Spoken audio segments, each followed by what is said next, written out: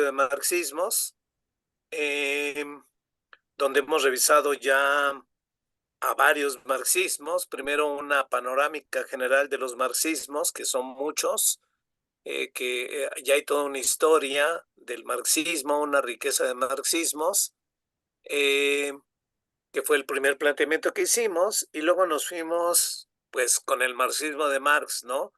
Como eh, una primera visita a su pensamiento desde este concepto clave de enajenación, eh, esa fuerza que crean los seres humanos que de pronto se vuelve ajena a su control y se vuelve contra los seres humanos, ¿no? Que en el caso del examen de la economía capitalista es el propio capital, ¿no? Una fuerza enajenada, enajenante, ajena al control humano, vuelta contra los seres humanos, que funciona automáticamente bajo la lógica de la explotación, tanto de la fuerza de trabajo como de la naturaleza, para que el dinero se vuelva más dinero, ¿no? Ya regresaremos en otro momento a su crítica de la economía política, revisar sus textos previos a la escritura del Capital y meternos un poco en el Capital, ¿no? Yo creo que es muy importante tener este panorama de Marx, ¿no? Entonces ya regresaremos sobre su crítica a la economía política. Luego pasamos por Lenin, eh, este marxismo de revolucionario de la segunda, de propiamente la segunda generación de marxistas comprometidos con la revolución, donde está Lenin.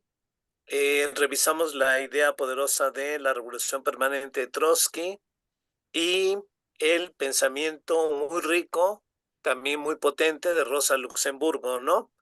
Eh, que, que revisamos, ¿no? Habría tal vez que volver Lenin, Luxemburgo, Bukharin, Hilferding y discutir toda la cuestión del imperialismo, ¿no? Por ejemplo, eh, de Trotsky, tal vez también habría que volver sobre sobre la riqueza de su pensamiento, ¿no? Aunque revisamos algunas de sus obras principales, ¿no? Eh, y nos metimos con Lukács, George Lukács, el joven Lukács, eh, revisando la evolución de su pensamiento filosófico, su conversión al marxismo y esta obra fundamental ubicada en estos debates de su pensamiento, que es Historia y Conciencia de Clase, ¿no?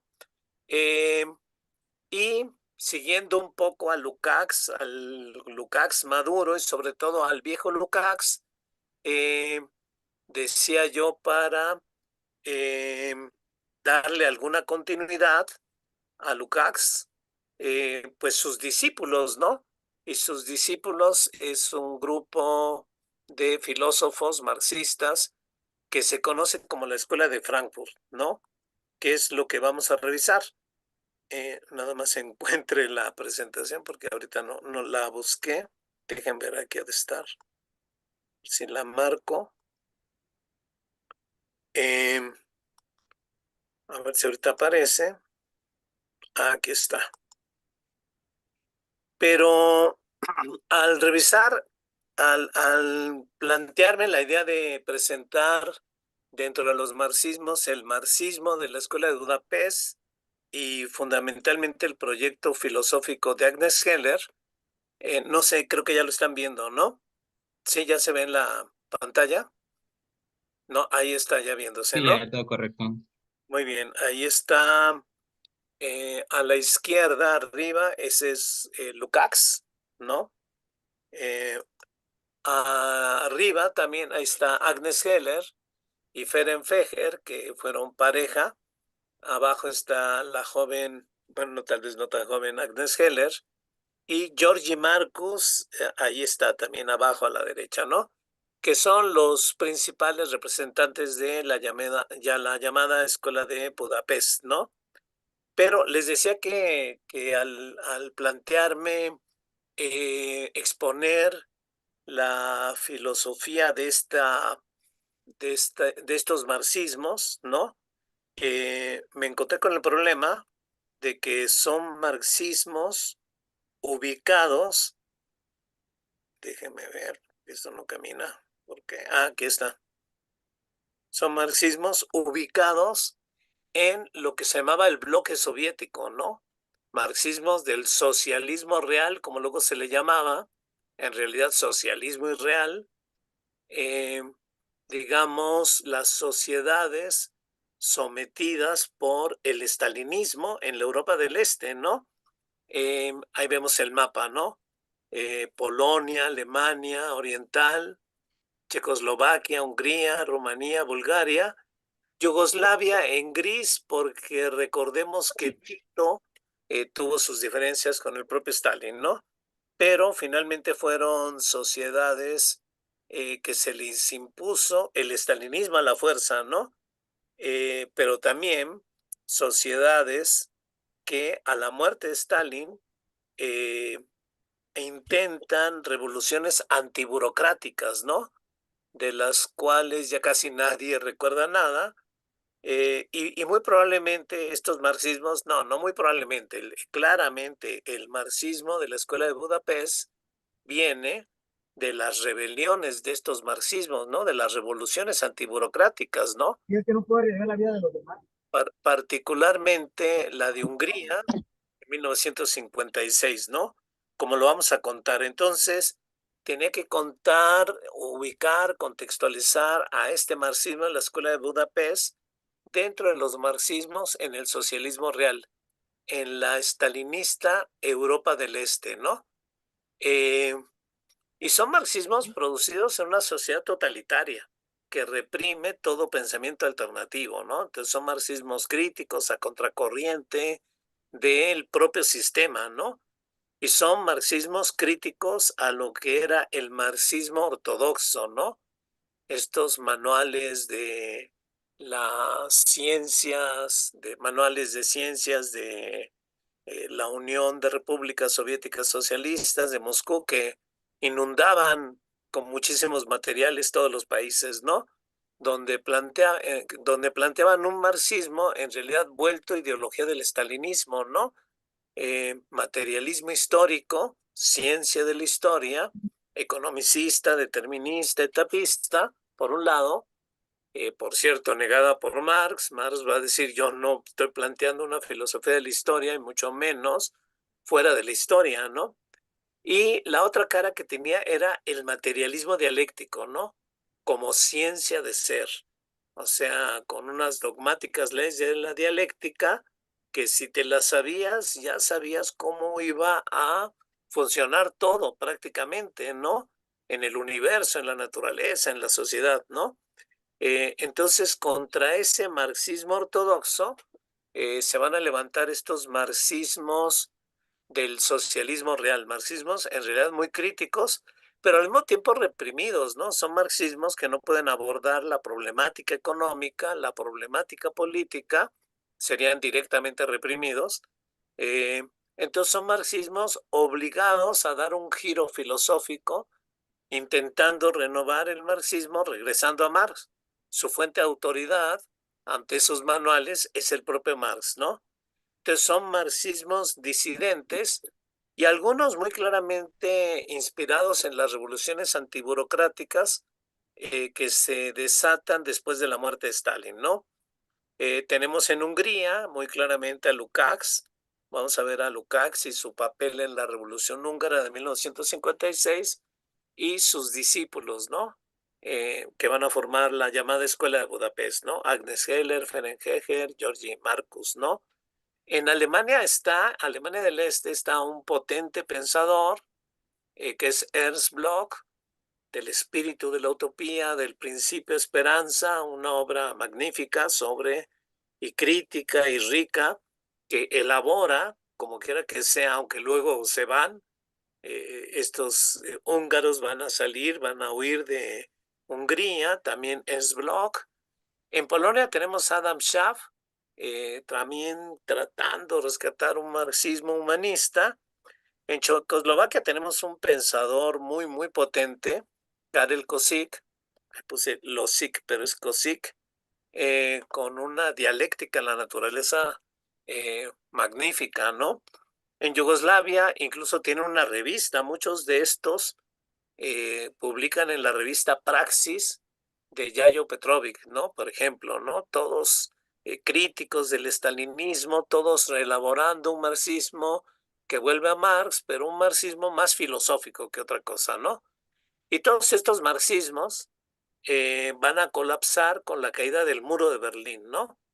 Habrá que decir que también muchos marxismos occidentales, el francés, el italiano, por ejemplo, que eran toda una fuerza cultural, también van a colapsar con la caída del muro de Berlín y el neoliberalismo y el surgimiento de el estructuralismo, el postestructuralismo, el postmodernismo, ¿no? Como tal vez algún día contemos esa historia, ¿no? Entonces, bueno, ahí tenemos a la izquierda Yayo Petrovic, Marxismo contra Estalinismo, ya el subtítulo del libro, y todavía se pueden, yo estuve buscando en internet algunos libros de ensayos de él muy buenos, ¿no? Ahí está la revista Praxis. A la derecha está Karel Kosik y esta obra magnífica, riquísima, eh, que es una lectura de Marx, por cierto, también con elementos fenomenológicos, ¿no?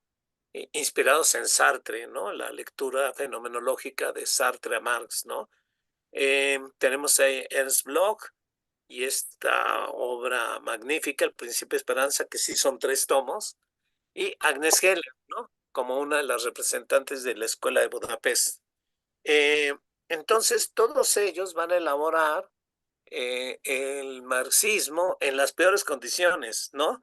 En países subordinados a la Unión Soviética estalinista después de la Segunda Guerra Mundial, que termina cuando las potencias vencedoras se reparten en Yalta, zonas estratégicas de Europa, ¿no? Y del mundo entero.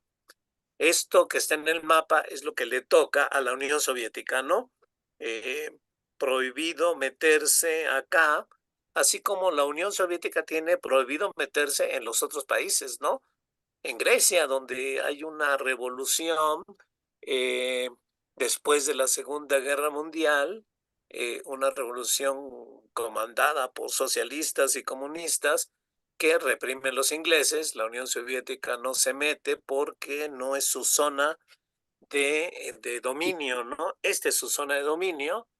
Entonces, ahí imponen regímenes exteriormente en contra de su realidad nacional, en contra de su historia, y reprimiendo incluso a muchos elementos que habían sido antifascistas, ¿no?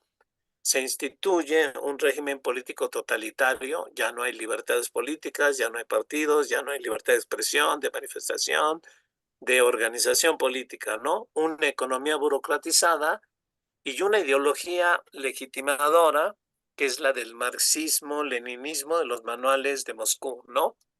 Sin embargo, en 1953 muere Stalin y de inmediato, como si hubiera sido una campanada, se abre una crisis en la Unión Soviética como en los países satélites, ¿no?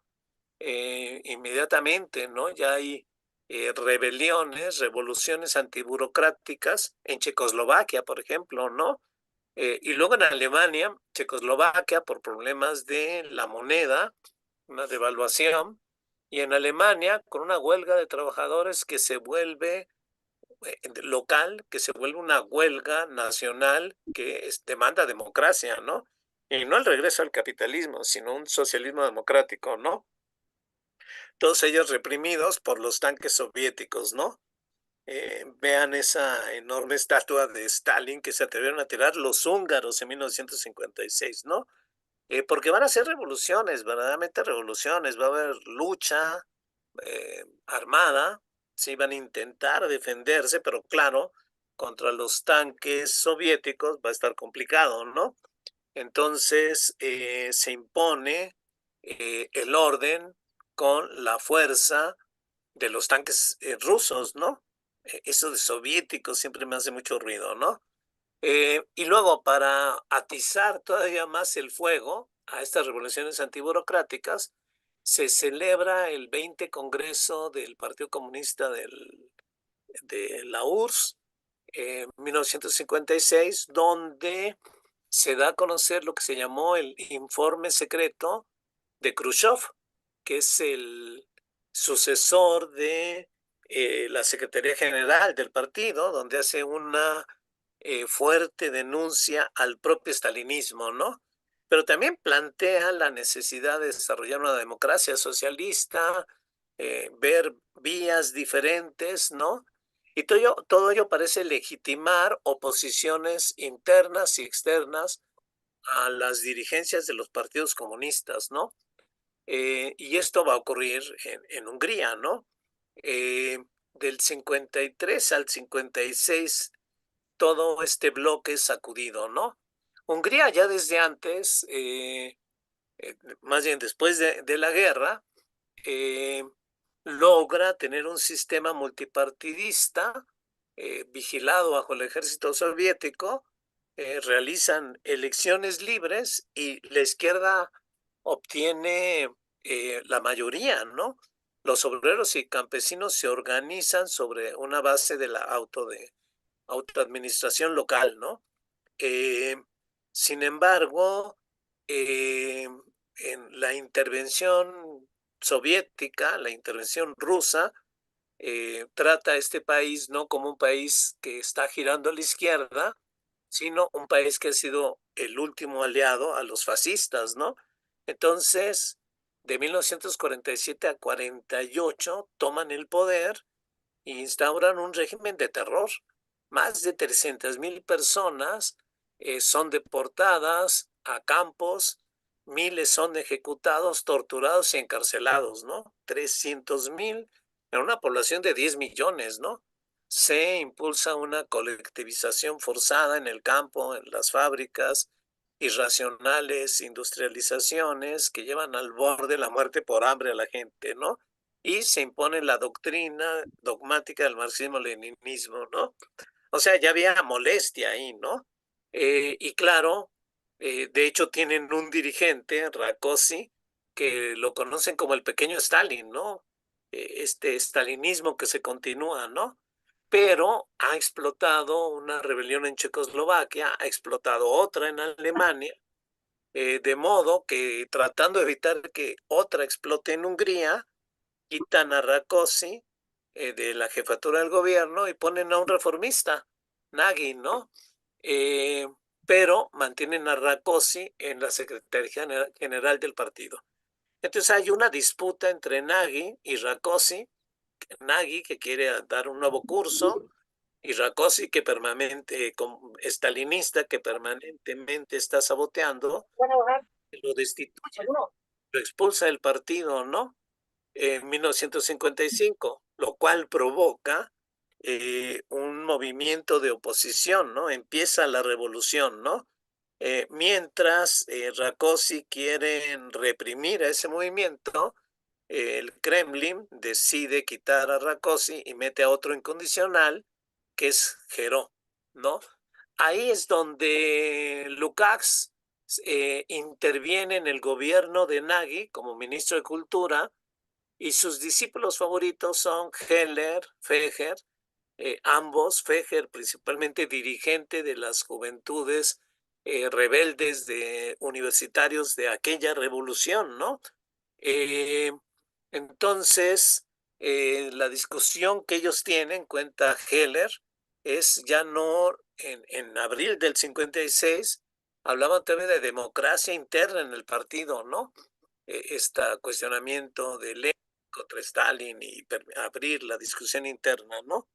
Pero ya en el 56, a finales, ya más bien es apelar a Rosa de Luxemburgo contra Lenin, ¿no? La necesidad de libertades políticas, de pluralismo político, de derechos, ¿no? Entonces ya están radicalizados ante esta revolución húngara, ¿no?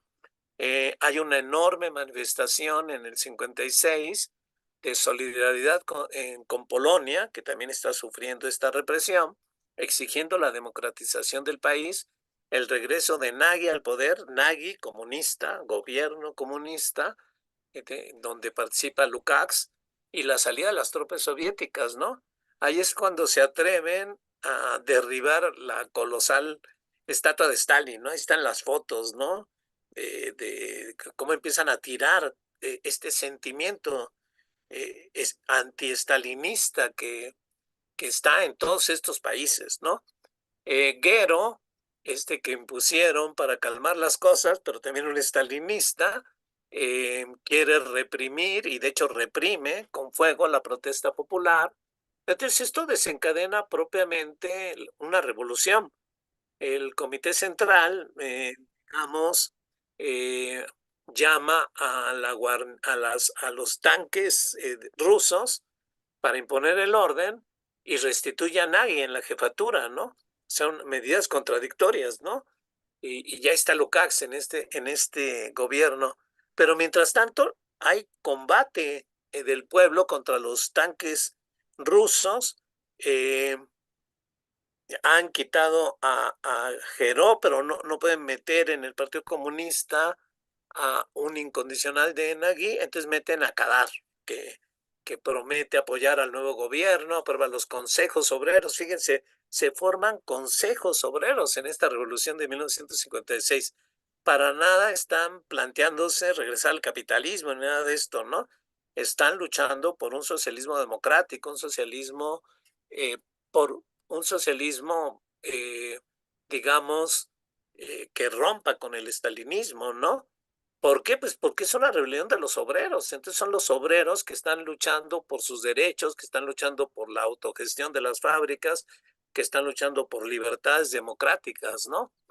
Eh, Como quiera que sea, Kadar ha llamado a las tropas soviéticas, eh, y Nagy y otros se refugian en la embajada de Yugoslavia que ha logrado cierta independencia de Moscú por Tito, eh, pero mientras están las luchas, ¿no? Están las luchas callejeras, ¿no? Donde están, digamos, planteándose la restitución del gobierno de Nagy, ¿no? Ahí hay imágenes, ¿no? Impresionantes, ¿no? De estas luchas, ¿no? Eh, y ante la fuerza de la revolución húngara, el gobierno tiene que reconocer la autoridad de los consejos obreros, pero arresta a Nagy y sus colaboradores, entre ellos a Lukács, los manda a Rumanía, eh, y esto hace que los propios consejos se radicalizan, exigen sus periódicos, exigen tener su propia milicia. Esto también hace que la represión se agudice y al final hay una represión a esta revolución contra burocrática, ¿no? Fusilan a Nagy, sus colaboradores, en 1958, no se atreven a matar a Lukács, ¿no? No se atreven a matarlo, es el filósofo de más prestigio del llamado bloque soviético, y permiten que regrese a Budapest, ¿no? Y Kadar, un poco como intenta Gomulka en Polonia, intenta presentar una cara más liberal de Hungría, ¿no? Eh, pero esta es la revolución húngara que va a marcar el pensamiento de esta escuela de Budapest, ¿no? Heller es excluida de la universidad, expulsada del partido. Ella va a escribir sus grandes obras dando clases de secundaria, ¿no? Y no se las publican, ¿no? Hasta años después les van a publicar, ¿no? Entonces, Kadar busca una especie de rehabilitación, de composición de la situación política, y en este sentido permite que Lukács regrese a la universidad y que desarrolle su obra, ¿no? Y con ellos sus discípulos, Heller y Fejer y Marcus y ellos, ¿no? Eh, Ellos ya, Heller y Fejer, como dos grandes representantes de la Escuela de Budapest, por supuesto que han roto totalmente con el estalinismo, ¿no? pero todavía tienen ilusiones de componer el régimen y desarrollar una obra filosófica marxista, ¿no? Y su inspiración va a ser justamente este trabajo que se propone Lukács del renacimiento del marxismo, elaborando su estética, ¿no? Una estética que empieza rápidamente a desarrollar 4 tomos y era la primera parte, iba a tener 3 partes. Luego se propone elaborar una ética y al final termina regresando a Marx con una ontología del ser social, ¿no? Que al parecer deja incompleta, ¿no? Pero esta es la gran inspiración, el regreso a Marx, el conocer, leer a Marx, que va a formar propiamente a la Escuela de Budapest, ¿no? Eh, entonces, y la estética va a ser muy importante, ¿no? Agnes Heller dice es que de alguna manera la estética continúa uno de los problemas de historia y conciencia y clase, que es el problema de la conciencia, ¿no? Cómo tener una conciencia en una sociedad alienada y cosificada, ¿no? Pero aquí ya Lukács ha cambiado de perspectiva, ¿no? Ya no es el partido que genera conciencia de clase, sino este viraje estético que desde hace años tenía Lukács, lo hace que en realidad la conciencia no cosificada, desfetichizadora de la sociedad, es a través del propio arte, ¿no? Eh, no me detengo en esto, ¿no?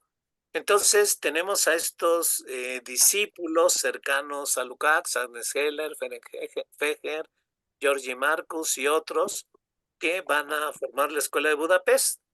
Heller lo cuenta así como un círculo de amigos. Va a ser Lukács el que va a llamar ese círculo de amigos la Escuela de Budapest y tienen afinidades teóricas, personales, discuten mucho entre ellos, discuten mucho lo que están escribiendo, eh, las ideas circulan y van de unos a otros, eh, y eso es, ¿no? Propiamente, ¿no? La Escuela de Budapest, un círculo de amigos con afinidades teóricas y proyectos filosóficos comunes, ¿no? Eh, algunas de sus obras, yo destaco las de Heller, que son las realmente conocidas, traducidas acá. Ahí está Marcus Heller, Revolución de la Vida Cotidiana, Sociología de la Vida Cotidiana, en fin, vamos a hablar de estas obras que elaboran. Hay una en común, bueno, está esta dictadura y cuestiones sociales, Ferenfeger, Heller, Marcus, que en realidad es su crítica a lo que a lo que se llamaba socialismo real, ¿no? Eh, entonces, ahí está Budapest, ¿no? Y tal vez todo empiece con un librito que sí se tradujo en México, Marxismo y Antropología de Georgi Marcus, en una colección, es un librito pequeñito de una colección de Grijalbo. Muchas de estas obras, por cierto, y las de Lukács, son traducidas por un extraordinario marxista español, Manuel Sacristán, del cual no hablamos. Por cierto, un adelantado en el ecosocialismo, en las cuestiones ecológicas, ¿no? Si hubiera marxistas, no, sí hay marxistas importantes y tal vez uno de los marxistas realmente importantes en España es Manuel Sacristán, ¿no?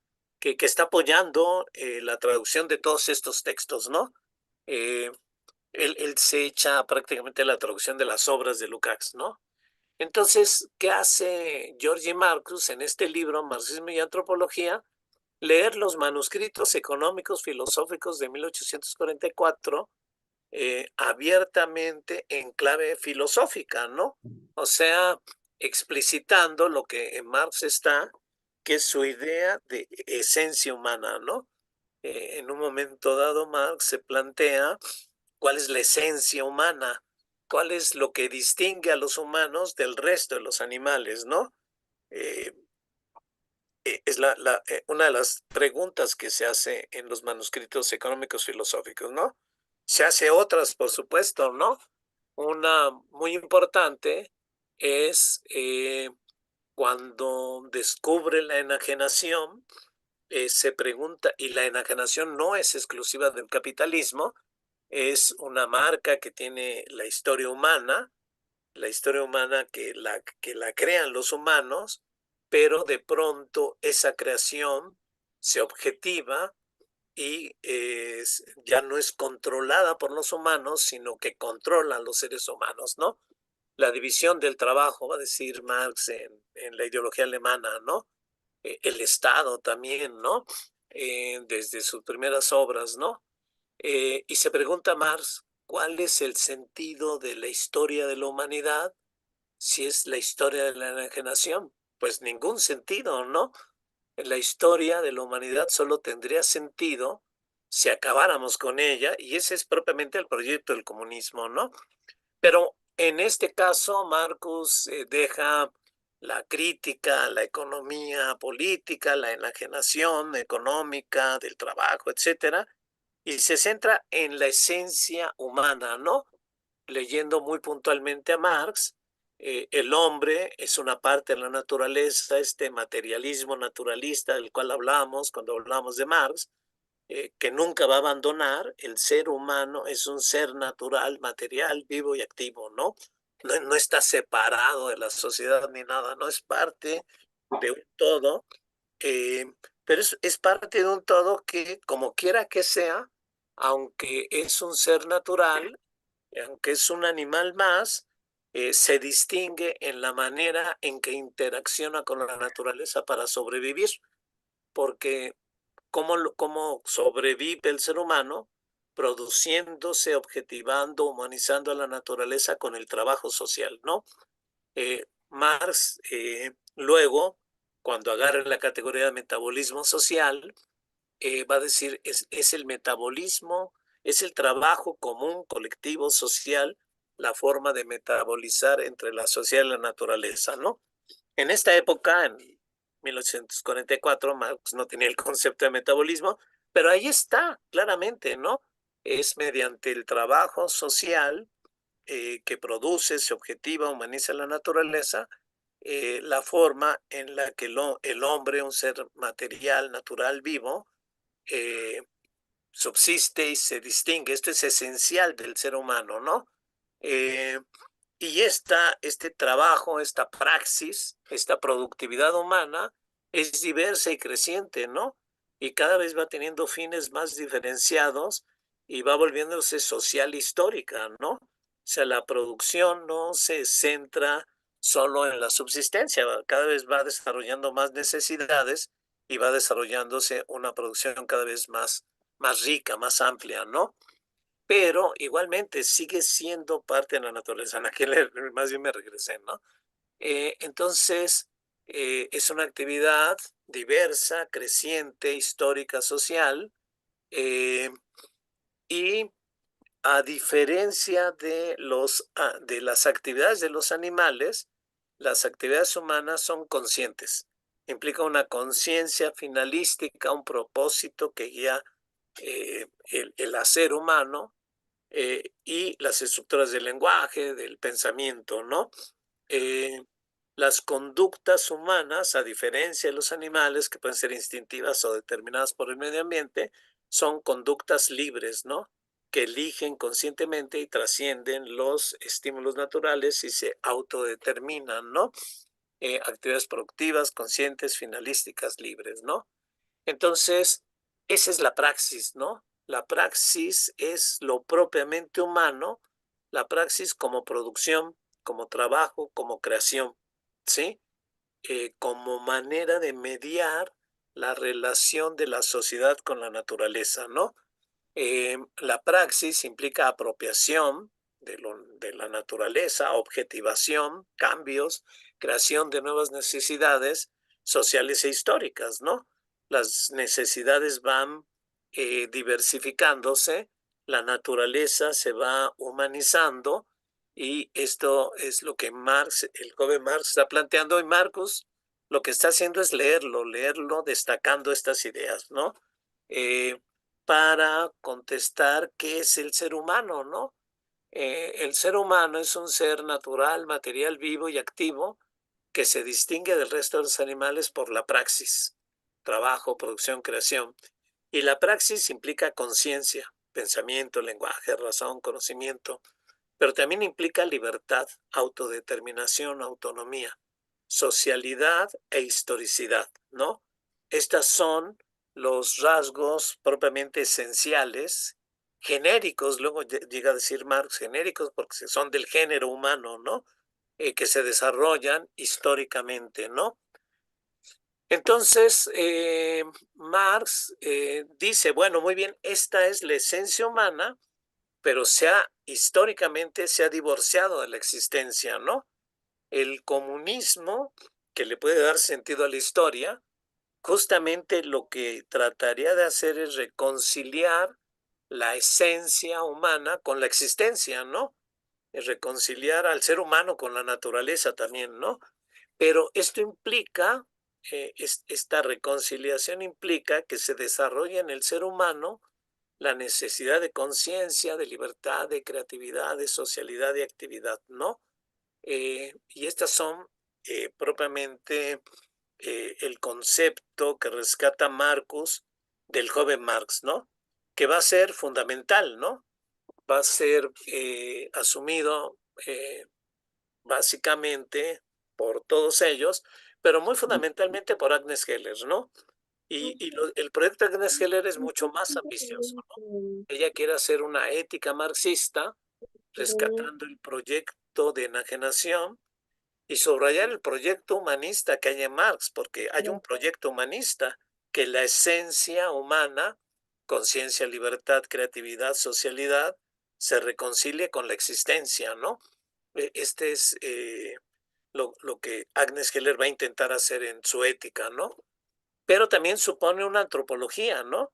Se agarra la de Marcos, que es la de Marx, pero ella, por otro lado, también va a intentar hacer desarrollos de esta antropología, por ejemplo, elaborando, tematizando la cuestión de los instintos, como el ser humano se separa de los instintos. Tiene una hermosa teoría de los sentimientos también, ¿no? Eh, Porque también quiere elaborar toda una antropología, ¿no? Y una teoría crítica del llamado socialismo real. Pero esa ética marxista en realidad quiere desembocar en la praxis, ¿no? Praxis desenajenante, pero una praxis desenajenante desde la vida cotidiana, ¿no? O una revolución en y desde la vida cotidiana, que es a donde quiero llegar realmente, ¿no? Este planteamiento de Agnes Heller eh, de la revolución en desde la vida cotidiana, ¿no? Eh, en un momento dado, Agnes Heller tiene una influencia del marxismo hegeliano con un intelectual polaco, Kolakowski, lo abandona. Por cierto, Kolakowski también va a abandonar el marxismo posteriormente y ella reconduce su camino con los trabajos de la estética que va elaborando Lukács, ¿no? Que va recuperando a Marx, ¿no? Pero al mismo tiempo está estudiando filosofía, ¿no? Eh, pero alejada de la universidad. En esta época está dando clases en secundaria y se propone un proyecto muy grande que es la ética de Aristóteles y el etos antiguo, que se tradujo como Aristóteles y el mundo antiguo, una obra excepcional porque no va a hablar en esta obra de la oposición materialismo-idealismo, ¿no? No hay una sola cita de Lenin o Engels, ¿no? Tiene referencias a Marx, ¿no? Calificando el estado de Platón, ¿no? Pero en realidad es una obra donde se mete a los estudios aristotélicos, ¿no? Todas las éticas y ideas éticas que se generan a partir de Aristóteles, ¿no? Eh, entonces, porque está buscando un fundamento ético, ¿no? Pero no lo encuentra en Aristóteles, ¿no? En realidad lo va a encontrar en la estética de Lukács. Vamos a ver cómo, ¿no? En esta lectura de Marcus a Marx también, ¿no? Eh, pero igualmente ella está agarrando ideas de Lukács eh, que le permiten ir reconstruyendo una concepción antropológica y por otro lado está estudiando sociología estadounidense, entonces escribe Rol, Sol y Prejuicios, va a escribir una importantísima sociología de la vida cotidiana, eh, pero en esos años se emprende otra obra inmensa que es el hombre del Renacimiento, ¿no? Eh, que Lucas llega a calificar como un Cassirer marxista. Por cierto, Cassirer es un importante filósofo alemán que tiene obras también extraordinarias. Bueno, la equipara el hombre del Renacimiento a cualquier obra de la filosofía tradicional, ¿no? En realidad es una gran obra, pero es una obra donde en realidad el hombre del Renacimiento es leído a través de esta antropología de Marx que rescata Marcus, ¿no? Eh, hasta podríamos decir que lo que está explorando es de dónde viene este concepto de esencia humana en Marx. Bueno, muy probablemente viene del propio Renacimiento, ¿no? Todo este énfasis en la creación y todo este tipo de cosas, ¿no? Es una obra muy, muy importante, El hombre del Renacimiento, pero todavía no son sus grandes obras. En realidad, su gran obra empieza con la elaboración de su ética, ¿no? Una teoría marxista de los valores, ¿no? Eh, apoyada en la esencia humana, ¿no? Este es un libro también pequeño, de Agnes Heller, publicada en esta colección de Grijalvo, ¿no? Entonces, la idea de esencia humana, conciencia, libertad, creatividad, socialidad humanizante, para Heller es una idea regulativa, ¿no? Es un deber ser, es un deber ser. No es, pero debe ser, ¿no? En ese sentido es una utopía, es la utopía del comunismo, ¿no? Donde la esencia, esta esencia humana se reconcilie con la existencia, ¿no? Es la que le puede dar sentido a la propia historia que ha impedido al ser humano afirmar su esencia, ¿no? Florecer. Entonces ella va a tratar de desarrollar una ética de Marx con esta idea, ¿no? Entonces, pero lo que va a hacer es una ética de los valores, ¿no? Dussel luego le reprocha a Heller haberse metido en la teoría de los valores y la axiología y todo esto, ¿no? Él es más normativo, el Dussel, ¿no? Pero Heller se mete en los valores porque en efecto hay valores en Marx, ¿no? ¿Cuál es el valor universal básico en Marx, ¿no? Fíjense qué pregunta, ¿no? ¿Cuál es el valor? Y ella contesta, el de riqueza. ¿Cómo riqueza? Sí, pero riqueza humana, riqueza entendida como despliegue multilateral de las fuerzas esenciales de la especie humana, ¿no? Despliegue de la conciencia, despliegue de la libertad, despliegue de la creatividad, despliegue de la socialidad humanizante, ¿no? Este es el concepto de riqueza que es central en los valores de Marx y para una ética marxista, ¿no? Entonces, de ahí empieza a darle una forma ética, axiológica, Agnes Heller, ¿no? Primera axioma, es valor todo lo que contribuye al enriquecimiento de las fuerzas esenciales genéricas del ser humano, ¿no? Segundo, el valor supremo es la circunstancia de que los individuos puedan apropiarse de la riqueza de la especie. Y acuérdense que cuando hablamos de riqueza de la especie hablamos de conciencia, libertad, creatividad, socialidad. Si pueden ellos desarrollar estas potencialidades humanas, si pueden reconciliarlas con su existencia, bueno, este es el valor supremo, ¿no? Entonces, de estas dos premisas va a tratar Agnes Heller de plantear una ética, pero ¿cuál es el problema entonces del despliegue de las potencialidades humanas que vivimos en un mundo enajenado, ¿no? Entonces, la enajenación consiste justamente en ese abismo que existe entre la posibilidad de que todos nos apropiemos de la riqueza del género humano, de la conciencia, de lo más elaborado en la conciencia de la humanidad, y que desarrollemos nosotros nuestra propia conciencia, nuestra propia libertad, la creatividad, la socialidad humanizante, eh, pero lo que nos impida acceder a ello es justamente la enajenación, ¿no? Ese para Heller es propiamente el sentido de la enajenación. Se nos hace ajeno, se nos hace ajenos la riqueza que tenemos como género humano, ¿no? La enajenación empobrece al individuo porque solo permite desarrollar algunas capacidades, ¿no? Luego lo va a decir muy claramente la sociología de la vida cotidiana, ¿no? La mayoría de seres humanos pues dedican su vida a la autoconservación, ¿no? Digamos, para sobrevivir, pero no es un goce como fin en sí mismo, ¿no? Y la riqueza se reduce solo a poseer dinero, ¿no? Entonces, la enajenación, fíjense, desde esta perspectiva, en realidad es un conflicto de valores, ¿no? La enajenación, el conflicto entre las potencialidades de desarrollar los valores del género humano y el divorcio que tiene con la existencia. Pero la conjunción del desarrollo de los valores que se puedan plasmar en el individuo es el desarrollo de la personalidad, ¿no? Aquí en realidad Agnes Heller está siguiendo mucho categorías de Lukács. Lukács anda, por eso Lukács en algún momento dado se plantea elaborar una ética, ¿no? A lo mejor la dejó de lado porque Agnes Heller la estaba desarrollando, ¿no? Y se puso a hacer su ontología, ¿no? Eh, pero de ahí está agarrando Agnes Heller, se está alimentando para hacer este tipo de planteamientos, ¿no? Y todo es muy fiel en realidad a Marx, ¿no?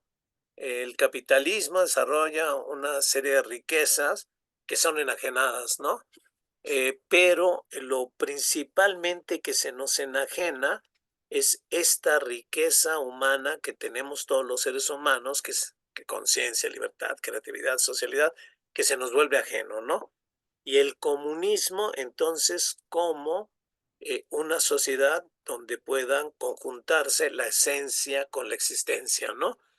Donde se solucione este conflicto de valores de la enajenación, ¿sí? Eh, por cierto, algún día veremos ecosocialismo y este libro de Logui es sobre ecosocialismo, eh, que Logui tiene una gran cultura y ha pasado por todo esto. Y hay una cosa que me encanta del planteamiento de Logui, que está en la Cuarta Internacional, es que retoma mucho estas ideas, ¿no? Luego iba a hablar del impulso de ser también, retomando toda esta riqueza eh, ética, axiológica que está en el propio Marx, ¿no? Y que Agnes Heller es la que realmente va a destacar, ¿no? Entonces, primer pieza que va armando Agnes Heller, ¿no? Esta es su lectura de Marx. Luego elabora una teoría de las necesidades de Marx, ¿no? Cuestionando el economicismo y este tipo de cosas, dice, no, es que Marx está elaborando una teoría, pero una teoría que tiene valores éticos, estos que hemos planteado, y Marx está planteando el cambio, la necesidad de un cambio revolucionario, eh, cuestionando la enajenación y haciendo surgir necesidades humanizantes, esta riqueza humana, que no pueden ser satisfechas por el capitalismo. Dice, estas son las necesidades radicales, las necesidades anticapitalistas, esta necesidad de conciencia, esta necesidad de libertad, esta necesidad de creatividad, esta necesidad de vínculos sociales, humanos, humanizados, que el capitalismo no puede satisfacer, ¿no? Por ahí va este planteamiento de necesidades radicales de ser, de desplegar la esencia humana que el capitalismo no puede satisfacer, ¿no? Entonces, a partir de esta categoría de valor que es el de la riqueza humana, en este sentido, eh, es algo esencial en el ser humano y es una necesidad que nos brota a los seres humanos y al tener estas necesidades, eh, chocamos con un mundo, con una sociedad que niega estas necesidades, ¿no? Que enajena a la mayoría esta riqueza humana, ¿no? Eh, y en este sentido, nos surgen estas necesidades humanas, estas necesidades de riqueza humana que chocan con esta sociedad. Y para ella este es el impulso revolucionario, ¿no? La revolución va a venir justamente de sentir la enajenación y de intentar romper la enajenación en esta tentativa de tener una vida rica socialmente, humanamente, ¿no? Donde nos despleguemos todas nuestras potencialidades humanas, ¿no? Bueno, ahí está esta primera base, digamos, ética. Luego hace una obra extraordinaria, Sociología de la Vida Cotidiana, con esta base axiológica, pero al mismo tiempo sociológica, ¿no? Lukács le escribe un prefacio, un prólogo a esta Sociología de la Vida Cotidiana, que está inspirada, les digo, en esta época mucho de lo que ellos están elaborando está inspirado de justamente de Lukács, ¿no? Eh, pero ya la sociología de la vida cotidiana es un libro de alguna manera muy diferente a los marxismos de aquella época, ¿no? Y todo lo que están elaborando es muy diferente. Por ejemplo, hay el marxismo eh, italiano, ¿no? Es un marxismo más centrado en lo epistemológico, ¿no? En lo científico, por ejemplo, ¿no? Eh, ya el francés se está acercando al concepto de enajenación, ¿no? Lefebvre, por ejemplo, ¿no? Eh, pero Althusser hace una desviación completa, ¿no? La visión estructuralista, ¿no? Cientificista y todo esto, ¿no? Pero esta es una elaboración ética eh, que reivindica abiertamente la utopía socialista como revolución total en y desde la vida cotidiana. Este va a ser un poco el planteamiento de su sociología, ¿no? Entonces se está alejando de este marxismo occidental eh, y está, que además está en crisis, ¿no? Todo este marxismo en permanente crisis, el occidental también académico y todo esto, pero no, para ella le está permitiendo todo un programa de desarrollo filosófico marxista, ¿no? Que va a llegar a varios libros, entre ellos una teoría crítica, dictadura de las necesidades, incluso una revisión de la izquierda en Occidente, ¿no? Cuando por cierto ya no es parte de la izquierda en Occidente, ¿no? Aunque luego lo va a hacer, ¿no? Eh, entonces, ¿cómo aborda la vida cotidiana Agnes Heller? De dos maneras, ¿no? Una, desde la teoría de la reproducción social, ¿no? Toda sociedad se reproduce socialmente y el gran problema es cómo se reproducen, ¿no? Entonces y claro, la solución marxista tradicional es la estructura económica, determina la superestructura, con una visión, con una lectura muy empobrecedora de Marx. A ver si luego revisamos ese texto. Pero lo leen de manera muy mecanicista, determinista y economicista, ¿no? De modo que no hay mediación en realidad, ¿no? Pero ella va a decir, la mediación entre las fuerzas económicas y la cultura, y esto que se llamaba superestructura, es la vida cotidiana, ¿no? Sí. Entonces, esta va a ser uno de sus pilares para la sociología de la vida cotidiana. Y la otra es la enajenación, ¿no? Esa enajenación que se da en la propia vida cotidiana, la crítica a la vida cotidiana enajenada, pero una vida cotidiana enajenada que no tiene que ser así, porque la vida cotidiana puede desenajenarse, ¿no? En contra de muchas teorías de la vida cotidiana, como la degradación de la vida. Heidegger llega a pensar la vida cotidiana como la caída y la pérdida de la autenticidad. Para Agnes Heller, la vida cotidiana puede ser una vida cotidiana no enajenada, no necesariamente enajenada. La que impera es la enajenada, ¿no? Entonces, estos son sus dos pilares para abordar la vida cotidiana, la reproducción y la enajenación, ¿no? Entonces, el plantear la vida cotidiana como mediación eh, entre las fuerzas sociales básicas y toda la cultura Es una idea clave en este libro, que por cierto Lukács subraya y la retoma de alguna de las obras de la estética de Lukács, ¿no? Eh, y entra a la polémica, ¿no? Sartre también de pronto se plantea, no hay mediaciones en el marxismo, ¿no? Cómo mediar, cómo explicar los sujetos, la subjetividad, ¿no? Él propone, bueno, tomemos en cuenta la familia, microgrupos, relaciones intersubjetivas, para poder llegar a la subjetividad individual, ¿no? Al toser de plano, va a proponer una causalidad estructural que desvanece la subjetividad, ¿no? Heller va a proponer la vida cotidiana, donde vamos a ver que la subjetividad se puede volver su versión de la vida cotidiana, que es lo que va a plantear ella, ¿no? Esto por un lado. Por otro lado, en realidad la sociología de la vida cotidiana es agarrar la radicalidad del joven Marx, los manuscritos de 1844 están muy conectados con ellos y los actualiza, los desarrolla, los traduce a la época, ¿no? Y nos recuerda la exigencia radical, ¿no? Cambiar la vida, transformar el mundo, ¿no? También el propio Marx en los manuscritos se sumerge en la cuestión de la vida cotidiana, ¿no? Eh, no me quiero detener en esto, ¿no? Que creo que ya habíamos hablado por ahí, ¿no?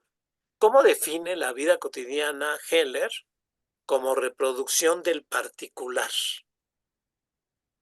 ¿Qué es eso del particular, no? El ser particular. Todos somos seres particulares que queremos subsistir.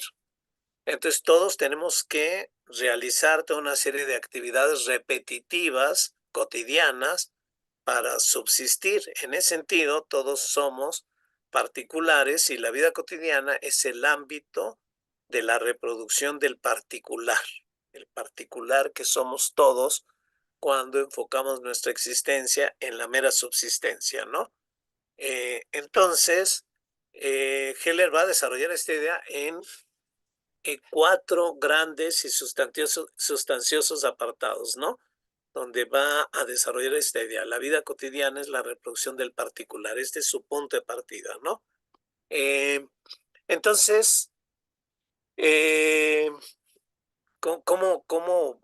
Entonces va introduciendo categorías, ¿no? Está la particularidad, este ser que busca solo su subsistencia, ¿no? Este ser que tiene motivaciones, afectos particulares, ¿no? Egoísta, busca su subsistencia, interesado, etcétera. Eh, Consideran los otros, pero solo los que son parte de sus integraciones sociales inmediatas, ¿no? Entonces es una vida muy estrecha. La del particular es una vida muy estrecha porque lo único que quiere es subsistir, ¿no?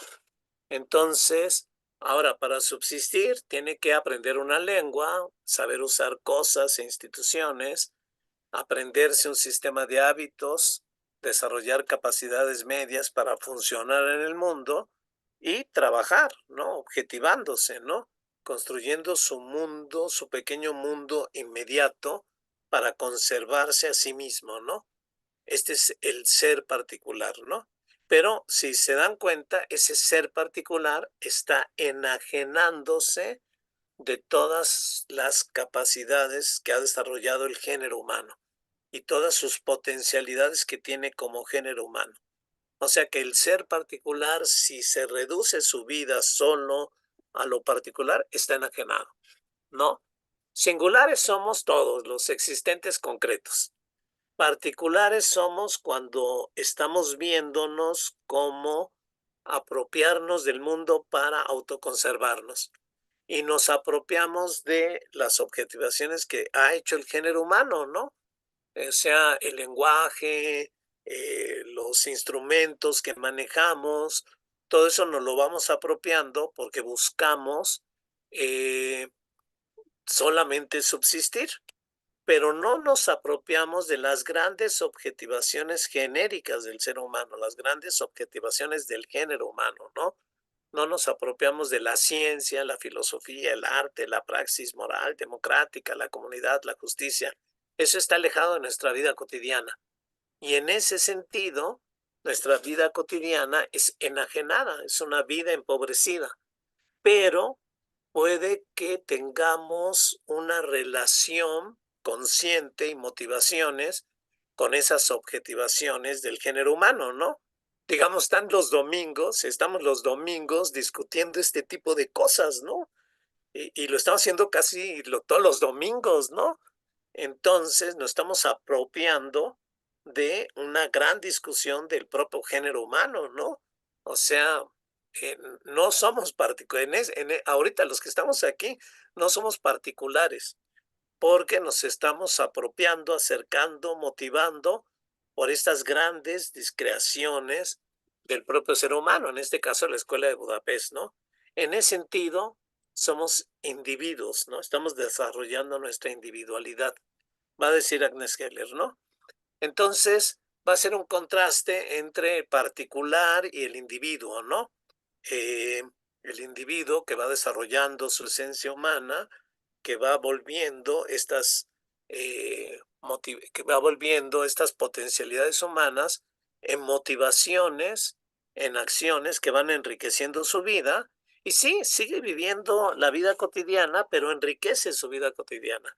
Su vida cotidiana ya no es meramente alienada, enajenada, ¿no? Eh, Porque estamos metiendo esto en nuestra vida cotidiana. En ese sentido, nos estamos desenajenando, ¿no? Entonces, lo que está planteando Agnes Heller es justamente la posibilidad de un programa de desenajenación, desalienación, ¿no? Yo prefiero enajenación, alienación, alien, extraño, lo extraño, yo prefiero lo ajeno, lo que se vuelve ajeno, ¿no? Me parece que es más claro el concepto de enajenación, por lo menos en nuestro idioma, ¿no? Eh, y está abordando eh, eh, la vida cotidiana misma, ¿no? Decía Trotsky, andaba buscando una cosa de Trotsky en estos libros donde vuelve los problemas de la vida cotidiana. Su primer intento de crítica a la burocratización de la Revolución Rusa son problemas de la vida cotidiana, y él dice, la primera tarea, la más profunda y urgente, es la de romper el silencio que rodea los problemas de la vida cotidiana. Que por cierto, no lo pude leer todo, ya, bueno, ya lo leí, pero quería releerlo todo. Y es interesantísimo, ¿no? Porque se mete, en efecto, con muchos problemas que están teniendo los trabajadores en el proceso de hacer una revolución, ¿no? Eh, Problemas de relaciones, de género, de comunidades, en fin, ¿no? Riquísimo el texto, ¿no? Pero estamos ahorita con Agnes Heller. Entonces, esta es la gran perspectiva que mete Heller, ¿no? Lo cotidiano, lo no cotidiano, pero lo no cotidiano que se va a que se incorpora a lo cotidiano, ¿no? Digamos, la vida cotidiana es heterogénea, es dispersa, ¿no? Todos estamos dispersos en la vida cotidiana, ¿no? Ocupamos diversos sentidos, estamos haciendo varias cosas, desarrollando varias habilidades, teniendo diversos afectos, en fin, dispersos en la vida cotidiana, ¿no? Entonces, y nuestro pensamiento es igual, ¿no? Es un pensamiento heterogéneo, pragmático, económico, gastarlo menos, antropocéntrico, antropomórfico, proyectamos nuestra subjetividad, etcétera, ¿no?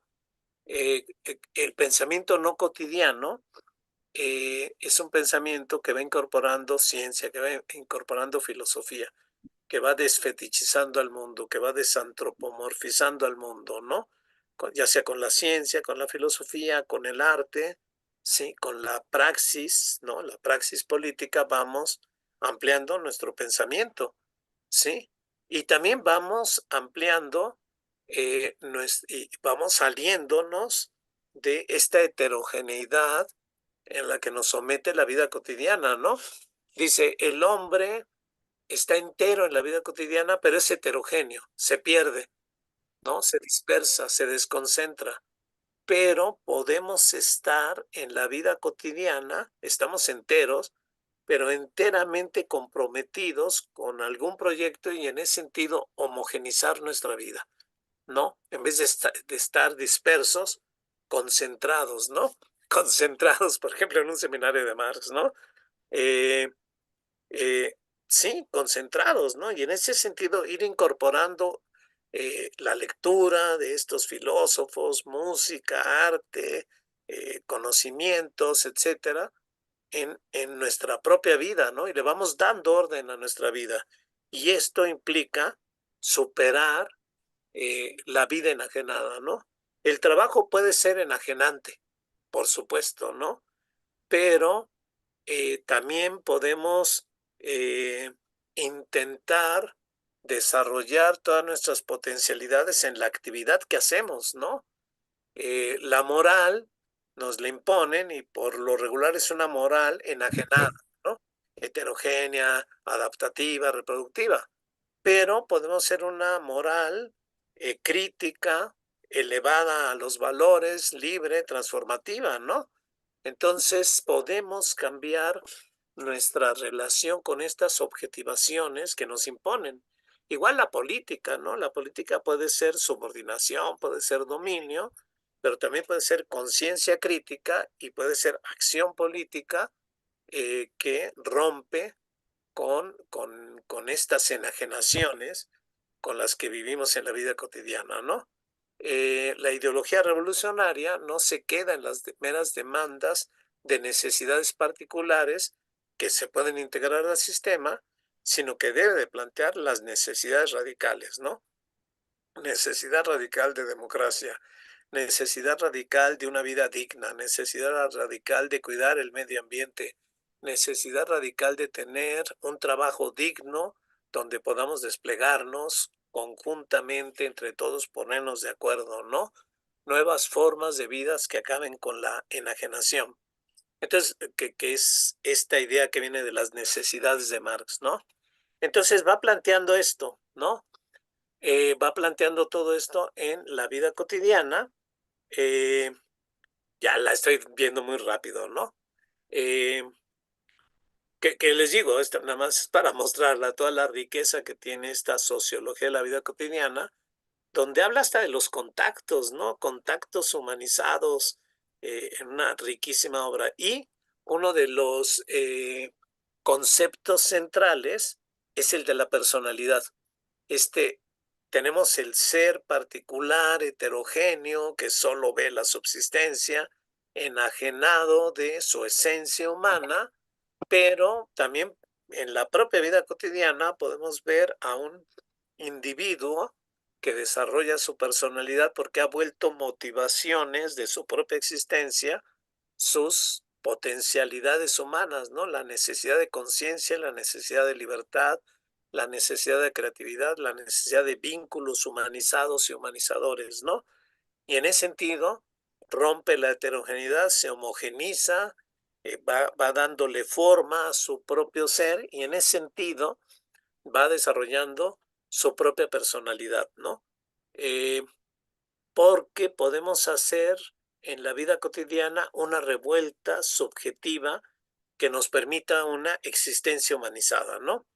Este también es otro de los grandes aportes que plantea Agnes Heller en su vida cotidiana, ¿no? E incluso al final, ya es al final de su obra, hace en la vida cotidiana hay quien busca la felicidad, ¿no? Y está bien, son los domingos, dice Agnes Heller, de la vida, ¿no? Los momentos de la felicidad, ¿no? Como eh, digamos, la importancia que puede tener la felicidad en la vida cotidiana. Pero ella no apuesta por la felicidad, ella apuesta por lo que ella llama vida sensata, ¿no? Porque plantea una vida sensata que enfrenta los conflictos, que busca ser útil para los otros, que siente dolor y sufrimiento por los otros, que se compromete por un mundo mejor, ¿no? Que tiene como utopía el para nosotros y que la tierra sea verdaderamente el hogar del género humano, ¿no? Una vida sensata, porque el mundo es insensato y hay que hacerlo sensato, dice Agnes Heller, ¿no? Entonces está la sociología de la vida cotidiana, que es una obra riquísima en sus planteamientos, pero ella deriva la conclusión, ¿no? La conclusión es que la revolución tiene que ser en y desde la vida cotidiana, pero tiene que ser una revolución total, ¿no? Tiene que ser una revolución total. Y escribe entonces Revolución de la Vida Cotidiana. En realidad es una recopilación de ensayos, pero ahí plantea abiertamente la idea de una revolución social total. Total porque va a modificar toda la vida, ¿no? No va a modificar nada más la estructura económica, no va a modificar nada más la estructura política, ¿no? No va a modificar nada más la cultura, ¿no? Uf, pues ya eso es inmenso, ¿no? No, pero lo que tiene que modificar es la propia existencia, la propia vida, ¿no? Tiene que cambiar la propia vida cotidiana, ¿no? Eh, y en ese sentido, la lucha contra la enajenación, ¿no? Y no es posible abolir la enajenación económica y política antes y luego humanizar las relaciones cotidianas. Pero tampoco es posible humanizar las relaciones cotidianas sin abolir la enajenación económica y política, ¿no? Entonces, ambas tienen que ser impulsadas por una praxis revolucionaria, ¿no? La simultaneidad de ambos procesos, ¿no? Que es muy fiel a las tesis sobre Feuerbach de Marx, ¿no? Eh, y esto implica impulsar la revuelta subjetiva de la que hablaba en la sociología de la vida cotidiana, transformando la cotidianidad, pero no quedarse en la propia cotidianidad, ¿no? Ir transformando objetivamente con la lucha social las estructuras, instituciones, aparatos, la economía, la sociedad en su conjunto, ¿no? Entonces, y no para abolir la vida cotidiana enajenada, ¿no? No, nadie escapa de la vida cotidiana porque todos necesitamos subsistir, necesitamos tareas reproductivas repetitivas, ¿no? Se trata de enriquecer la vida cotidiana, que no se vuelva enajenada, ¿no? Para Marx, dice Heller, la revolución no se reducía al problema de la toma del poder por el proletariado revolucionario, ¿no? Por supuesto, lo esencial era abolir la enajenación que implica reestructurar la vida cotidiana, ¿no? En este libro, que también es muy rico, a ver si me atrevo a hablar un poquito más de él, tiene este texto, Teoría Marxista de la Revolución y la Revolución de la Vida Cotidiana, que he comentado, pero es un libro muy de los años 70, ¿no? Y pese a que ella está en Hungría, en Budapest, lo que pasa es que ella misma lo comenta, cuando está escribiendo El hombre del Renacimiento, le dan chance de ir a Italia, pero son los años 60, está la emergencia, el movimiento estudiantil del 68, y es tocada por todas estas discusiones que están teniendo, ¿no? Entonces tiene un libro, La estructura familiar y comunismo, donde está muy claro ¿cómo llamarle? La teoría crítica utópica de Agnes Heller, ¿no? Por un lado, critica lo que es y por otro lado, propone lo que debe ser, la utopía, ¿no? Ella va a ser defensora de la utopía. La utopía, claro, siempre posible, el deber ser, pero el deber ser racionalmente posible. Ella va a hablar de utopías racionales, ¿no? Entonces, en un ejercicio de crítica y utopía, aborda una crítica a las relaciones, la transformación de las relaciones entre hombres y mujeres, en realidad la transformación de la familia, ¿no? Entonces, la parte crítica hace una crítica a la familia tradicional, la familia burguesa, como ella le llama, con las diversas tareas de reproducción social que tienen, con la conformación de un tipo de personalidad media para el funcionamiento de la sociedad burguesa, eh, y la familia tradicional como autoritaria, con jerarquías patriarcales y relaciones de subordinación, ¿no? Con una desigualdad, división del trabajo, asignándole a las madres el cuidado de los hijos y a las mujeres las labores domésticas, ¿no? Por supuesto que hay un planteamiento feminista en Agnes Heller, ¿no? Pero una familia que además promueve el sentido de posesión, de egoísmo, donde se encierra en sí misma y no permite relaciones comunitarias, igualitarias, abiertas a otras relaciones, a otras comunidades, ¿no? Sin embargo, ella dice, está en crisis, ¿no? Está en una transición, ¿no? Por un lado, está volviendo sobre todo eje del consumo y por otro lado está en crisis por el fin de la monogamia, la legalización de los divorcios, ¿no? Y el cuestionamiento feminista al poder, ¿no? Son los años 60, 70, ¿no? ¿Cuál es la alternativa que propone? Fíjense, ¿cuál es la alternativa? Y sí, era cosas que discutíamos en aquellos años, ¿no? Las comunas, ¿no? Reconstruir los lazos familiares como comunas, ¿no? Comunas democráticamente estructuradas, ¿no? Comunas que garanticen la posibilidad de relaciones humanas multilaterales, comprendiendo las relaciones entre adultos y niños, la crianza colectiva de los propios niños, ¿no? Que garantice el desarrollo y realización de la individualidad, como este enriquecimiento de los seres humanos con su propia esencia humana, ¿no? Que elimine todos los conflictos originados por causas de la monogamia, ¿no? Y por la disolución de la monogamia, ¿no? Las comunas que se vuelvan centros organizativos de la vida cotidiana comunista, ¿no? Esa va a ser la sucesora de la familia burguesa, ¿no? Comunidades libremente elegidas, ¿no? Obviamente la obligación de trabajar, responsabilidad de todos en tareas colectivas, la responsabilidad en la comunidad de los niños, el cuidado, la no interferencia de la comuna en las ocupaciones del tiempo libre, en las relaciones humanas, eh, y eh, en la que con preferencias no van a prevalecer imperativos morales, ¿no? Sin que esto descarte posibilidades de expulsión, ¿no? No habrá preferencias de valor en relación a la sexualidad, ¿no? Miren nada más, ¿no? Es claro que lo que hay que hacer es terminar con relaciones posesivas, ¿no? En fin, son los años 70, ¿no? Eh, entonces, esto es lo que anda planteando, ¿no? Todas las ventajas de esta vida comunitaria, tanto para los humanos, para que nos desarrollemos en ellos, también para la crianza de los niños, para generar un nuevo carácter psíquico, ¿no? Comunas comunitarias, ¿no? Donde eh, recordemos que en el fondo somos seres comunitarios, ¿no? Entonces, eh, para que vean, ¿no? Esta riqueza de temas, ¿no? Olvidados, por cierto, por las nuevas generaciones, ¿no? Y se me ocurría que sí, son muy interesantes en realidad, ¿no? Eh, Luego otro, ahí en este mismo libro, las relaciones entre sexos, ¿no? Qué diría Agnes Heller de aquel libro de los años 70 sobre las relaciones tradicionales de los sexos, ¿no?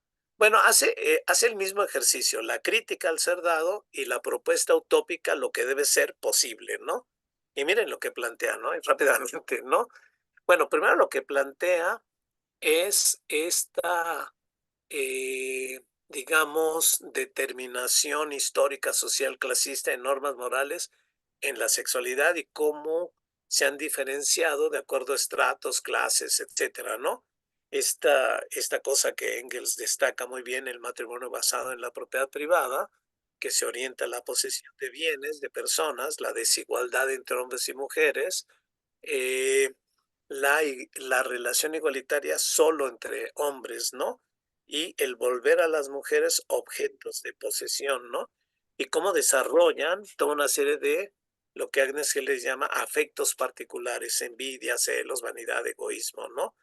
Cómo todas estas tradicionales relaciones van generando esto, ¿no? Y además, reglas morales que humanizan o reprimen el instinto sexual, ¿no? Que lo pueden humanizar en cierto grado, pero al mismo tiempo lo reprimen y con todos los problemas que esto genera, ¿no? Y ella misma está viendo que ya hay una revolución sexual, ¿no? Eh, Donde se está cuestionando al hombre como un ser particular que exige la satisfacción sexual, ¿no? O sea, la mujer como objeto de la satisfacción sexual de los hombres y la demanda de las mujeres de la igualdad sexual entre hombres y mujeres, ¿no? Contra toda alienación, ¿no? El planteamiento de que somos seres iguales, no hay posesión, el erotismo cultivado, que implique también solidaridad, amistad, superación de los celos, culto al amor, pasión, al goce erótico sexual, ¿no? Entonces, ¿qué propone ella? A ver, ¿cuál es tu propuesta utópica, no? Entonces dice, bueno, en primer lugar, no hablemos de moral sexual porque eso es dividir a la moral, es enajenarla. O sea, las relaciones entre sexos se van a regir por los mismos criterios humanizadores y enajenantes que aplicamos a todas las otras relaciones, ¿no? En primer lugar, ¿no? En segundo lugar, terminar con las relaciones enajenadas entre sexos implica terminar con la desigualdad entre hombres y mujeres, terminar con la idea de apropiación sexual, de posesión, terminar con tomar al otro como objeto medio, ¿no? Dejar de instrumentalizar, que cada quien sea un fin, ¿no? Terminar la frustración del deseo de apropiación, ¿no? Dice ella, tal vez no el sufrimiento por el desamor, ¿no? Terminar las relaciones entre particulares, estrechos, egoístas, que solo ven su propia satisfacción, y propiciar relaciones entre personalidades individuales, ¿no? Y que se vayan humanizando todos estos impulsos de igualdad, reciprocidad, libertad de elección, ¿no? Y de no ver a los otros como medios, ¿no? Y por supuesto que se dé una pluralidad de costumbres sexuales, ¿no? Una más rica cultura afectiva, moral e intelectual. Fíjense, no solo la diversidad erótico-sexual, ¿no? No, también que esto vaya con una riqueza afectiva, moral, intelectual, que profundice las propias relaciones sexuales, ¿no? Entonces, y que vaya disolviendo esta monogamia impuesta, ¿no? Elegimos relaciones entre los sexos, elegimos relaciones entre individuos libres iguales, relaciones que en todos los aspectos de la vida cotidiana se hayan desprovistas de cualquier tendencia de la apropiación y se caractericen por su riqueza, su profundidad y sinceridad. Son los años 70 y es el impacto del movimiento del 68, ¿no? Que ella lo vive, por cierto, ¿no? Ella, aquí ya no nos va a contar este testimonio de ella, ¿no? Yo los viví, me emocioné, lloré cuando veía estas pintas que ponían en las paredes de Francia, seamos realistas, exijamos lo imposible, la utopía, ¿no? Lo que ella misma estaba planteando, ¿no? Y dice, muy bien, vino el reflujo de esos movimientos, pero para mí esto no significa el fin de tales aspiraciones, ¿no? O sea, lo que se anunció en ese movimiento sigue siendo algo que la inspira, que nos inspira de alguna manera, ¿no? Entendemos que no se iba a transformar en 24 horas, ¿no? Y que esto iba a llevar más tiempos, ¿no? Iba a llevar más tiempo, pero queda muy impactada por el 68. Y por cierto, hay un 68 en el socialismo real, que es la tentativa de un socialismo democrático en Checoslovaquia, ¿no? Un socialismo con rostro humano, igualmente ferozmente reprimido eh, por los tanques rusos, ¿no? Pero eh, ellos van sufriendo la represión también, ¿no? Ahora los van a acusar de revisionismo de la nueva izquierda, ¿no? Esa es la razón por la cual la expulsan del Instituto de Investigaciones, ¿no? Y cuando muere Lukács en el 71, de alguna manera pierden su escudo y en el 77 emigran, ¿no? Emigran Keller, Feger, Marcus, otros. Ella escribe una filosofía radical, por una filosofía radical, que es esta filosofía utópica, ¿no? Que ya les planteaba, esta reivindicación de la utopía, ¿no? La filosofía es utopía, la filosofía completa, dice, es utopía. Y lo es porque el deber, lo que no es, pero debe ser siempre y cuando sea posible, lo utópico, mide al ser, pero racionalmente, abierta al diálogo racional, abierta a que la utopía sea racionalmente mejorada con argumentos, ¿no? La filosofía es racional y es utopía, es una utopía racional, ¿no? Luego va al exilio en el 77, se van a Australia, luego van a ir a Nueva York y van a ser influidos por el posmodernismo y todo esto, ¿no? Pero escriben un libro, ya estoy por acabar, Dictadura a las necesidades, que es una teoría crítica al socialismo real, que vale la pena, y voy a terminar con lo que dice al final de este libro, ¿no? Es un libro colectivo. Marcos cuestiona la caracterización crítica del Estado degenerado burocráticamente, la transición congelada, también critica la idea del capitalismo de Estado, o de un modo de producción despótico, aunque subraya obviamente el papel de la burocracia y la burocratización, ¿no? Capítulo de Marcos. El capítulo de Agnes Heller revisa la estructura de poder, los problemas de legitimación, dominio, poder del lenguaje, ideología, cultura, moralidad, psicología, desde esta perspectiva. Todos ellos la hacen desde esta perspectiva ética, ¿no? Feger al final da el dictamen. ¿Qué es esto? ¿Cómo llamar a esto? Que lo que se llamaba socialismo real es una dictadura de las necesidades, ¿no? Es una cosa nueva, es diferente a cualquier cosa que haya existido, ¿no? Obviamente no está en transición al socialismo, obviamente no es capitalismo, ¿sí? ¿Y por qué le llaman dictadura de las necesidades, no? Dice así, como dictadura sobre las necesidades, consideramos que es una degradación de valor, un desmoronamiento del individuo potencialmente libre, cuya asociación voluntaria podría formar una sociedad emancipada en la imaginación de Marx y de cualquier socialista. Para nosotros, la dictadura sobre las necesidades es un callejón sin salida histórico, a pesar de su capacidad de autorreproducción. Pero fíjense, es una degradación de valor, ¿no? Este es su planteamiento de dictadura de las necesidades. Y, y lo que me gusta es un poco la lección que nos dejan, ¿no? Ellos después van a abandonar toda la discusión socialista, marxista, etcétera, pero fíjense lo que dicen al final, ¿no? Eh, es una instancia crítica, o sea, ver este sistema como dictadura de necesidades es una instancia crítica para que el socialismo se autocritique, ¿no? Entonces, ¿qué hay que criticar? ¿Cómo no repetir errores? Yo lo veo así, ¿no? ¿Qué errores no debemos de repetir? Entonces, ellos marcan, ¿no? A ver, el socialismo visto como ideología y movimiento debe valorar la crítica, ¿no? El linaje de la ilustración, dicen ellos, para que no se vuelva religión, dogma, dictadura, ¿no? Esta perspectiva crítica, racional, ¿no? No la debemos olvidar. Eso no es burgués, eso es herencia que puede alimentar nuestro propio socialismo, ¿no? Debemos cuestionar el legado jacobino, Robespierre, ¿sí? Porque por un lado deifica al hombre, pero piensa la virtud de una minoría y motiva el terror, ¿no? Para mejorar moralmente al hombre, ¿no? Un Estado omnipotente, amo y tutor de la sociedad egoísta e imperfecta, ¿no? Que levanta una dictadura educadora, ¿no? Muy bien, sí, abandonémoslo, ¿no? Debe dejar de lado el legado saint-simoniano, el espíritu estatista tecnocrático que suprime valores socialistas por el produccionismo. Pues el ecosocialismo lo asume tal cual, ¿no?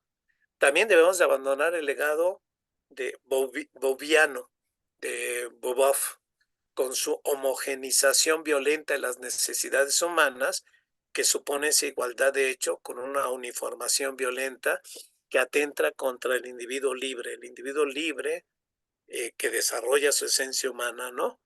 Debe romper también con su legado paternalista que da lugar a un Estado paternalista, supresor de libertades. Y finalmente criticar el legado de defender el atraso como superior, ¿sí? Que luego nos lleva a un desdén de la democracia y las libertades civiles vistas como burguesas, ¿no? Esto es lo que plantean al final de una rica eh, trayectoria en el marxismo, que a mí me gusta como final de esta presentación de la Escuela de Budapest, que espero les haya interesado, con toda la riqueza que tiene esta filosofía y esta perspectiva, ¿no? Eh, y bueno, con esto estoy terminando. Entonces, Escuela de Budapest, no sé si quieren hacer comentarios.